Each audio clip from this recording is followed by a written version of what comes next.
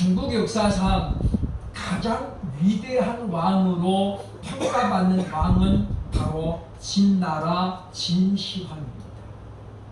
당시 춘추 전국 시대로 중국은 7개 나라로 쪼개져 있었죠. 그 중에 맨 마지막에 생긴 나라가 진나라인데, 바로 이 진시황이 왕이 되면서 결국 중국을 하나로 통일하게 됩니다. 그게 이제 중국 역사상 최초의 통일국가거든요. 그러나 우리가 많이 알고 있는 것처럼 중국의 진시황은 폭군으로 알려져 있습니다. 그것은 평소에 그가 그랬다라기보다는 두어 건의 사건을 통해서 그렇게 인식이 되어졌다라고 하는 것이죠. 이 진시황은 왕이 되면서, 통일왕국의 왕이 되면서 처음으로 황제라는 단어를 만들어냅니다. 오로지 나만이 황제다. 그리고 이제 제후들은 그냥 왕이라고 불렀어요. 그리고 그가 했던 일 중에 하나가 뭐냐면 빨간색으로 글자 쓰는 것을 방지했습니다. 문헌에 보면 진시황이 빨간색을 가장 좋아했다고 해요. 그래서 빨간색 글씨는 오로지 자기만 쓰고 백성들은 일절 빨간색으로 글씨 쓰는 것을 금지시켰고, 만약에 그 명을 어기고 누가 빨간색으로 글자를 쓰면 잡아다가 사형을 시켰습니다. 그래서 우리나라에 그것이 전달돼가지고 우리나라 사람들도 마찬가지로 빨간 글씨를 쓰면 죽는다, 이런 오해가 생겨났는데, 그것은 바로 중국 진시황이 만든 잘못된 법에서 비롯됐다라고 하는 거죠. 그는 말년에 도교 사상에 깊이 빠졌습니다. 사람이 어떻게 하면 도를 깨우쳐가지고 신선이 될 수 있을까? 이런 사상에 빠진 그는 신선이 되면 영원히 산다라는 영원 불사 사상을 배우게 됩니다. 그리고 그는 전국의 명을 들여가지고 불로초를 찾게 만들죠. 사람이 늙지 않으면 안 죽지 않겠느냐. 그래서 불로초를 찾아서 우리나라에도 태백산맥에 2번 이상 사람을 보냈던 그가 바로 진시황입니다. 영생을 누리고자 백방으로 노력했던 시황도 그러나 비교적 빠른 49의 나이에 세상을 떠납니다.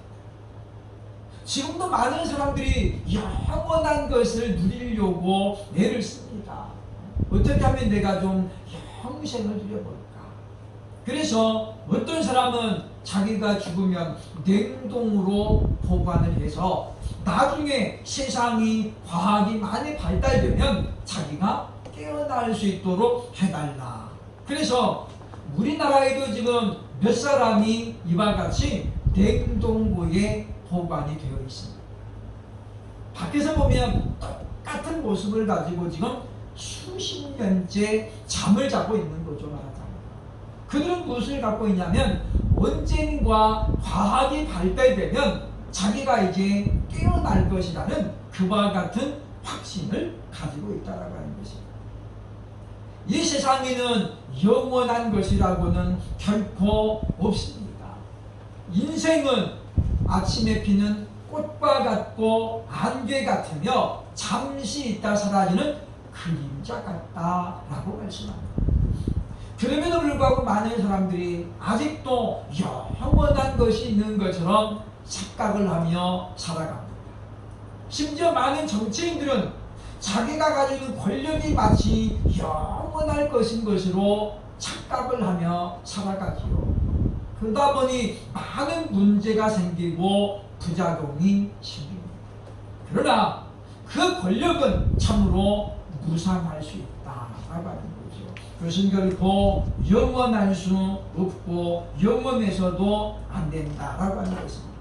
성경은 오직 하나님 나라만이 영원하다고 우리에게 알려주고 있다고 하는 것입니다.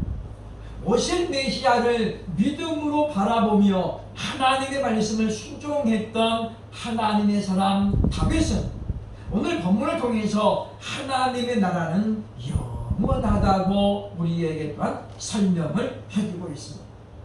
우리가 믿음으로 사모하며 그리고 지금 바라보아야 될 그 나라는 영원한 나라라고 하는 것입니다. 하나님의 나라는 과연 무엇으로 어떻게 영원할까요? 오늘 시간 말씀을 보면서 하나님 나라에 대한 그 답을, 그리고 왜 우리가 그 나라를 소망해야 되는지 그 까닭을 찾아보는 그런 시간이 되어야 할 것입니다. 하나님 나라는 무엇으로 영원합니까? 첫째, 오늘 보면 11절 12절을 보면 하나님 나라는 하나님의 위엄으로 영원하다라고 말씀합니다.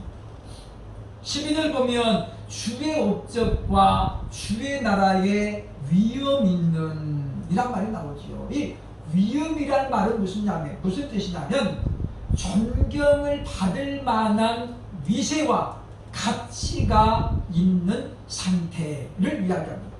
그러니까 이 위엄이 있다 이 말은 한마디로 말하면 그 누구도 범접할 수 없는 무언가가 있다라고 하는 거죠.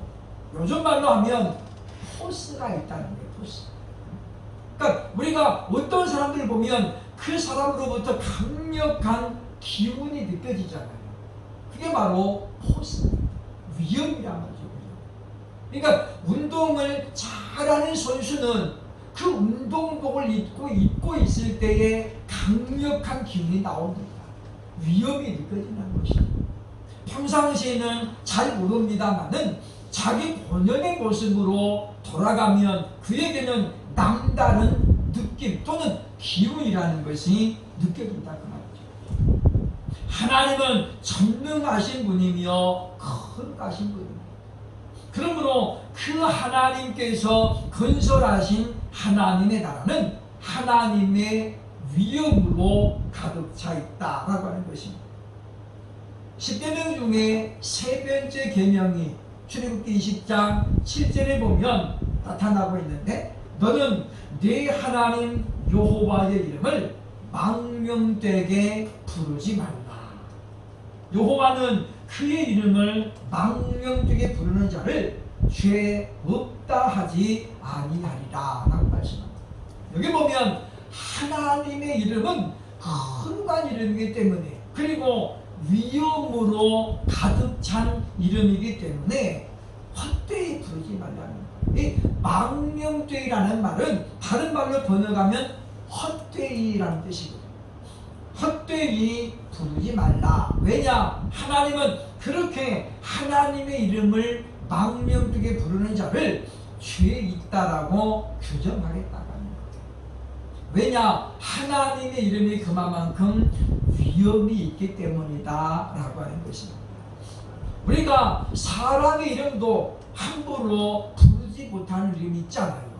군사부입니다. 우리가 왕의 이름 그리고 스승의 이름, 부모의 이름은 함부로 부르지 않습니다. 우리는 조선 왕조 27명의 왕이 있었지만은 사실 왕들의 이름을 잘 모르잖아요. 예를 들면 세종대왕, 그분의 이름이 뭔지 잘 모르거든요. 성이 이씨인 건 아는데 이름이 뭘까? 세종대왕의 이름은 이도입니다. 이도. 조선왕조는 외자 이름들이 굉장히 많았지요. 그래서 성하고 이름이 딸랑 하나였습니다. 조선시대 가장 오랫동안 왕으로 있었던 영조대왕의 이름은 금입니다. 금. 성이 이씨에다가 이름이 금이죠. 이금. 그의 손자였던 정조는 드라마에서 많이 알려졌기 때문에 압니다만 이름이 산이죠. 산. 그래서 이산. 옛날에 이산이라는 드라마가 있었잖아요. 정조대왕의 이름입니다. 왜 그러면 당시 백성들은 왕의 이름을 안 불렀느냐? 그것은 바로 모든 백성의 어버이였기 때문이죠. 그래서 왕의 이름은 함부로 부르지 않았습니다. 그러다 보니까 왕의 이름을 아는 것도 대단히 어려웠다라고 하는 거지요. 우리들도 부모의 이름을 소개할 때는 반드시 무슨 자를 씁니다 라고 말하잖아요. 왜냐? 그만큼 어려운 이름이기 때문입니다. 그만큼 우리가 존경을 담아서 표현해야 될 이름이기 때문이라는 거지요. 마찬가지로 하나님도 이름이 있거든요. 하나님께서 구약 성경에 가장 즐겨 쓰신 이름이 바로 여호와라는 이름입니다. 아담의 자손 중에 셋이라는 이 아들이 등장하고 그러면서 이제 여호와라는 이름을 부르기 시작했다라고 말씀하죠. 그런 다음에 하나님은 또 자신의 능력을 강조할 때에 엘이라는 이름을 쓰셨습니다. 그래서 창세기 1장 1절에 태초에 하나님이 천지를 창조하시니라. 그때 말하는 하나님은 바로 엘로힘이라는 하나님을 뜻하고 있지요. 삼위일체 하나님을 말씀하고 있다라고 하는 것입니다. 그럴 까닭 우리는 하나님의 나라는 그 하나님의 위엄으로 영원하다라고 하는 거죠. 그럴 때 우리가 찬송, 옛날 찬송 233장에 보면 그곳에는 짐승도 없고 그리고 악한 이도 없다, 죄인도 없다라고 분명히 말씀하고 있다고 하는 것입니다. 우리가 가진 성경은 수많은 사람들이 필사한 사본으로 되어 있습니다. 유대의 이스라엘 사람들은 성경을 옮겨 적을 때에 하나님이라는 단어가 나오면 나가서 세수하고 손을 씻고 들어와서 그때서야 여호와라는 이름을 옮겨 적었다고 하죠. 왜냐? 하나님의 그 이름이 그만큼 거룩하고 위엄스러운 이름이었기 때문이다 라고 하는 것입니다. 그런 까닭에 우리가 우리 마음에 하나님의 나라가 이루어진 사람, 즉 성령이 내 안에 거하시고 예수님이 나와 함께하는 사람은 이미 그 얼굴에서부터 범접할 수 없는 그와 같은 위엄이 나타난다는 것입니다. 기가 세서가 아닙니다. 바로 내 안에 주님께서 함께 계시기 때문이다라고 하는 것입니다. 우리 신학교 다닐 때에 우리 이문주 교수라는 분이 있었는데 이분이 헬라어 기초를 가르쳤고 그리고 이분이 교회 음악의 민속 부분을 가르쳤습니다. 이분의 키가 160 정도밖에 안 되거든요. 160도 안 되는데 하여튼 키가 굉장히 작고 그리고 덩치도 아주 매수해요.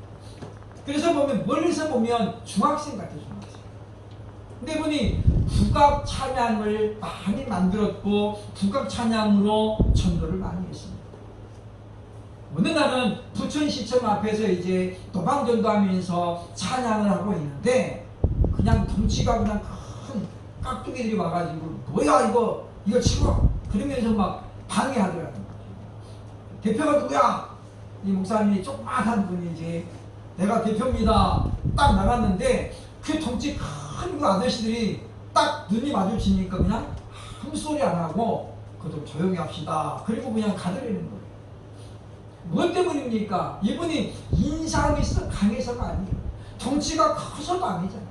조그마한 160도 안 되는 그 작은 체구인데 눈이 마주쳤을 때에 그 안에 계시는 성령님이 역사하시고 그에게 통해서 하나님의 위엄이 나타날 때에 사람들은 그 사람의 눈을 볼 때에 그냥 꼬리를 내리더라고 말이죠. 그러므로 사랑하는 여러분, 왜 우리는 성령으로 충만해야 되느냐? 내 안에 예수님이 계시는 삶을 살아가는 이 세상을 살아나갈 때에 그만큼 또 우리가 대적들을 이길 수 있기 때문이라고 하는 것입니다. 세상을 이기는 힘은 바로 믿음인데 그것은 하나님의 나라가 내 안에 이루어진 사람일수록 강력하게 나타난다라고 하는 것입니다. 그러므로 하나님의 나라는 바로 하나님의 위엄으로 영원하다라고 하는 것입니다. 둘째로 오늘 본문 11절로 12절 보면 하나님의 영광으로 영원하다라고 말씀하지요. 하나님의 나라의 영광. 그리고 하나님은 그 영광을 지금 많은 사람들에게 알리라고 오늘 본문에서 말씀하고 있습니다. 이 세상 어느 것도 하나님 나라의 영광과는 비교할 수가 없습니다. 왜냐? 하나님의 나라는 말 그대로 영광 그 자체이기 때문이라는 거죠. 그래서 요한계시록 21장 18절로 21절에 보면 이렇게 말합니다. 그 성곽은 벽옥으로 쌓였고 그 성은 정금인데 맑은 유리 같더라. 그 성의 성곽의 기초석은 각색 보석으로 꾸며 있는데, 그리고 뛰어넘어서 그 12문은 12진주니 각 문마다 한 개의 진주로 되어 있고 성의 길은 맑은 유리 같은 정금이더라. 즉 요한이 본 하나님 나라의 모습을 설명하는 거예요. 천국을 보니까 하나님의 나라 왕국이 됐는데 성곽이 12개. 성곽은 뭐냐면 쉽게 말하면 우리 지금 건물을 지탱하는 기둥들이죠. 기둥들. 우리도 지금 기둥이 지금 하나, 둘, 셋, 네 개, 8개가 있잖아요. 그렇죠? 이런 기둥인데 성곽이 12개가 있고, 그리고 문이 12개가 있는데 모든 성곽이 보석으로 되어 있죠. 그리고 문은 하나의 진주로 되어 있어요. 여러분, 문이 하나가 진주래요. 진주. 우리 들어오는 문이 저게만하게 진주로 된 문이라고. 가격이 얼마일까요? 제가 필리핀에 있을 때에 보면 이 진주 구경을 많이 하러 다녔습니다. 필리핀은 섬나라이기 때문에 진주가 굉장히 많이 나거든요. 그 중에서도 아주 비싼 것이 흑진주입니다. 우리 보면 어렸을 때 우리가 가지고 놀았던 구슬 있잖아요. 구슬. 그 정도 크기만 해요. 그 정도. 더 크지도 않아요. 그런데 흑진주는 그거 하나 가치가 굉장히 비쌉니다. 그런데 하나님 나라는 그런 호랑이만 하는 게 아니고 문짝 하나가 붙인 줄이죠. 그러니 어디에다가 비할 것인가. 평소에 귀금속이라면 깜빡 죽는 한 성도가 있었습니다. 이분의 삶의 목적은 뭐냐? 귀금속 모으는 거예요. 그래서 쌓아놓고 닦고 쳐다보면서 혼자 미소 짓고 그런 거죠. 이분이 어느 날 꿈을 꿨습니다. 자기가 이제 천국에 갈 때가 돼가지고 주섬 이제 보따리를 챙기는데 보니까 귀금속만 한 보따리가 됩니다. 그걸 짊어지고 이제 천국에 딱 이르는 예수님께서 물어보더랍니다. 야, 그거 뭐냐? 그래서 이분이 제가 평소에 가장 소중하게 여겼던 귀금속입니다. 근데 예수님께서 보시더니 야, 이거 그냥 버려라. 이거는 쓰레기밖에 안 됩니다. 천국에는 이것과는 비교할 수 없는 어마어마한 보석이 있다. 그랬다는 거예요. 그래서 이분이 꿈에서 깨어난 다음에 성경을 찾아보니 성경은 이와 같이 하나님의 영광으로 되어 있더라라고 하는 것입니다. 그러면 우리는 하나님의 나라는 바로 영광으로 영원하다라고 오늘 성경이 말씀하고 있는 것을 분명히 기억해야 되겠다라고 하는 것입니다. 하나님의 영광은 하나님의 임재와 함께 나타나고, 그리고 하나님 그 자체에서 나타납니다. 역대하 7장에 보면 솔로몬이 아버지 다윗의 소원을 따라서 성전을 건축했지요. 그리고 이제 봉헌 예배를 드립니다. 감사함으로 예배를 드렸더니 하나님께서 이제 임재하셨어요. 하나님께서 임재하셨는데 하나님이 임재하실 때 영광으로 그 성전이 가득 찼습니다. 역대하 7장 2절에 보면 하나님의 영광이 여호와의 전에 참으로 제사장들이 들어가지 못하더라. 무슨 이야기입니까? 하나님의 영광으로 성전이 가득 차니까 그 영광이 너무 거룩하고 영광스러우니까 제사장들이 그리고 솔로몬 왕도 들어갈 엄두를 못 냈더라고요. 그리고 밖에서 다만 하나님의 말씀을 이제 기다리는 상태가 되었다고 말씀하고 있다고 하는 것입니다. 그러므로 하나님의 나라는 하나님의 영광으로 영원합니다. 사람들은 조금의 그 영광스러운 걸 맛보려고 애를 쓰잖아요. 메달 하나를 따면 그 영광이 있잖아요. 영광. 그것에 사람들은 열심히 살아갑니다. 그러나 그런 영광은 일시에 지나지 않는다고 합니다. 영원한 것은 없기 때문에. 마지막으로 하나님 나라는 무엇으로 영원합니까? 그것은 바로 하나님의 영원한 통치가 있다라고 하는 겁니다. 즉 하나님께서 오늘 본문에 보면 대대로 통치하신다라고 말씀하죠. 하나님께서 우리의 왕이 되셔서 우리를 다스리는데 바로 아가페 사랑으로 다스린다라고 하는 것입니다. 아가페 사랑은 어떤 사랑입니까? 신적인 사랑이죠. 무조건적이고 그리고 무제한의 사랑. 어떤 조건 때문에 사랑하고 그리고 일시적으로 끝나는 것이 아니라 그 사랑은 영원하다고 하는 것입니다. 하나님은 그와 같은 사랑으로 우리와 교제하십니다. 하나님의 백성들과 교통하신다는 거죠. 그리고 친밀함을 영원히 유지해 주신다라고 하는 것입니다. 그렇기 때문에 계시록 7장 끝절 14절 보면 하나님께서 그때 우리 눈에서 눈물을 닦아주시고 그리고 끌어안아 주신다는 거예요. 참았다 고생했다 알아주신다는 거예요. 그러므로 우리는 하나님의 통치 안에 있을 때는 모든 외로움에서 해방된다는 것입니다. 현대인들은 이 외로움이라는 단어를 끼고 살아갑니다. 옛날과는 달리 외로움을 호소하는 사람들이 많아지고 있습니다. 그래서 이제 이 외로움을 이겨내려고 하는 몸부림들이 있다고 하는 것이고요. 가장 중요한 건 뭐냐? 날마다 주님과 동행하면 되는 것입니다. 함께하면 외로울 틈이 없다고 하는 거죠. 그러니까 우리가 하나님을 사랑하는 자는 하나님의 말씀을 늘 묵상합니다. 성경을 읽고 또 읽고 또 읽고 그러면서 다윗이 고백했던 것처럼 하나님의 말씀은 꿀송이 같다. 그것을 경험할 때까지 말씀을 붙잡고 살아간다고 하는 것입니다. 그러므로 우리들도 하나님의 영원한 다스리심 우리가 기대하면서 우리들도 하나님의 말씀을 늘 사모하면서 살아갈 수 있기를 주의 이름으로 축원합니다. 사랑하는 사람과는 같이 있기만 해도 행복합니다. 좋아하는 사람과는 같은 공간에 머물기만 해도 행복하다는 것이죠. 어린아이들은 바로 그런 모습들을 잘 보여줍니다. 뭔가 비싼 선물을 사줘서가 아닙니다.